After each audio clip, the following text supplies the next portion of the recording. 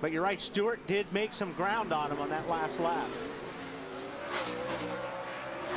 Kevin Harvick restarted in the 7th position, and he currently runs in the 32nd spot. And this is where, if you're in Tony's situation, you start worrying the guy in front of you. You just try to start filling up his mirrors as much as possible and hoping that he will start mirror driving and he will make a mistake, because it almost always happens when you push a guy and they start worrying about the mirror.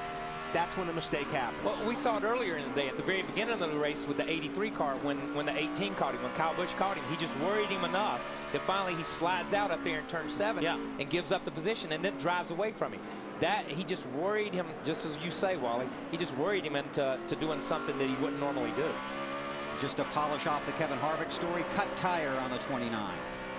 This is where you almost want to tell Casey to reach up, grab the mirror, and turn it up. Yeah, exactly. Don't look at it. I'll tell you when the guy's close, but don't look in the rearview mirror. Now, you're right, Kyle. He needs to focus on what's in front of him, not what's behind him. Ralph, what are you focused on? Well, you know, it's interesting. I rode with both Casey Kane and Tony Stewart around the racetrack earlier today in opening ceremonies, and Tony was talking about the fact that both he and Casey were kind of wishing it would be even hotter today, that the track would be even slipperier, because the two of them with their dirt track roots would really enjoy slipping and sliding these cars around here. Well, I'm pretty sure they got what they wished for right about now.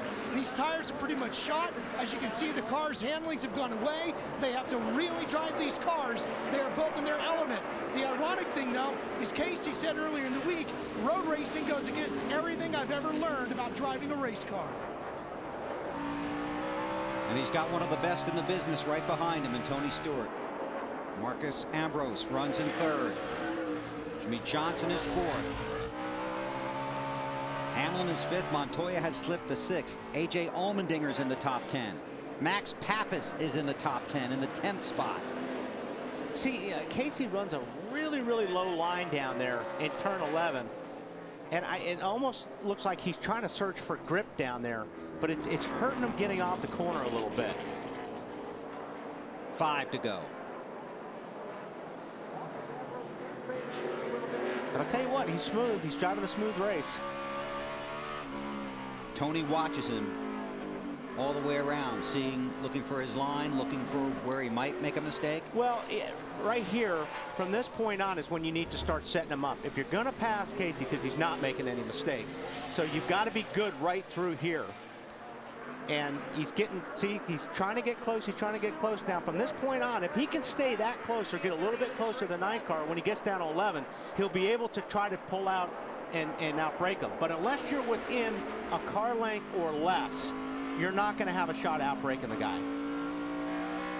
See, right now, it's almost too far. He needs to be closer in order to pull off a braking pass.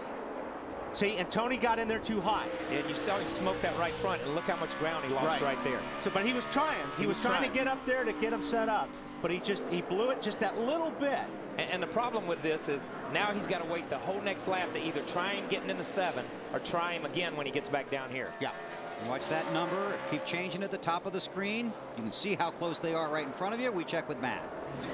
Bill, 30 years ago, Nelson Stewart remembers like it was yesterday when he bought his young son, Anthony, his first go-kart. 30 years later, he's been along for every step of the way.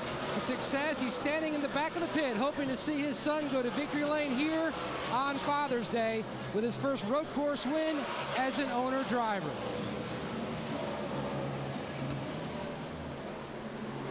Oh, Casey Mears, top of the hill. The 98. And he was in the 11th spot. Let's roll. Right side, inside. Here's a replay of Casey's. Yeah, that'll help. Wow. Patrick Carpentier in the 55. Yeah, that's not getting rooted out of the way. That's getting knocked out of the way. But, you know, Patrick had a line on him getting in there, and Casey, as Casey comes over, it just tries to close the door. Coming to 3 to go. Larry? Yeah, I'm watching Tony Stewart make this move here. They'll be coming to 3 to go. You know, Matt just talked about a Father's Day present for Nelson Stewart, Tony Stewart's dad. But we talked about Casey Kane. He's not been to victory lane in over a year. But Kyle, how about the man they call the King? He's not been to victory lane in 11 years. When he went there with John Andretti at Martinsville, that'd be quite the Father's Day present for your dad. Yeah, how huge would that be for RPM? You got Allmendinger running second. You got Kane running up front. The other guys got in some incidents and had some trouble. I'm going to tell you, Casey has done a great job. He has run his race. You know, if we go back to the early part of the race, they told him just race the racetrack and run your race. They put him in a position early with their pit strategy and stuff, with the fuel mileage that those guys had worked out. And now he's up here and, he's got to worry about Tony Stewart. And that's a lot to worry about. Don't get me wrong. I'm really surprised Ambrose hadn't caught up to him faster than what he has, because I thought he was coming. And just to clarify, Allmendinger in the 7th position. 7th. Sorry about that. That's okay. I knew you were excited. I just looked, man. Okay, he's on the board somewhere, right, on the left side of the board. In a good position. Coming to 2 to go this time by. And one thing about it, they really don't have, well, they have a little bit of traffic, the 18 car, but I think the 18 will get out of the way, but they don't really have a lot of traffic to contend with, which is good for Casey. We're talking about these guys up front, and while all this, like you say, watch that ticker tape across the top. Max Pappas is 10. Right. You know what I mean? I mean, these guys, there's a lot of guys who have had some really good runs. Understand the 87. There it is. Scott's speed has spun. 2 laps to go. The leaders climb the hill.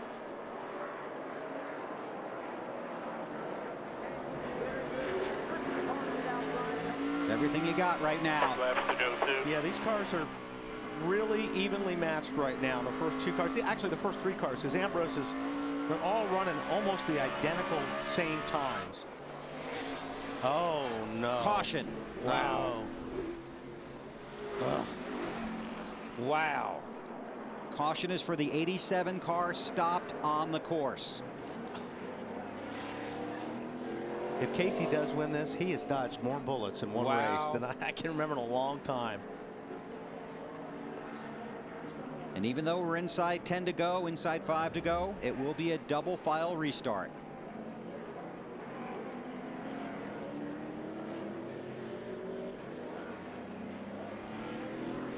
Boris has seen a few people today. Yes, he has. Yes, he has. From about that same angle, right off the left front fender. Sam Hornish gets a free lucky dog again. He's currently scored 7 laps down. Larry? Yes, Bill. Did you put your calculator away? I never put my calculator away. Okay. Earlier this morning, did we talk about that green-white checkered thing? Yes, we did. Okay. But honestly, with Casey Kane pitting with 39 laps to go. And the caution laps? In the caution laps. We've had a ton of cautions. I think fuel-wise, everybody's in good shape. Okay. Just wanted to double check. But again, as I told Wally, never say never. 2 I'm to like go. the weatherman in Florida. 50% chance of rain today, Can't go wrong. 2 to go right now.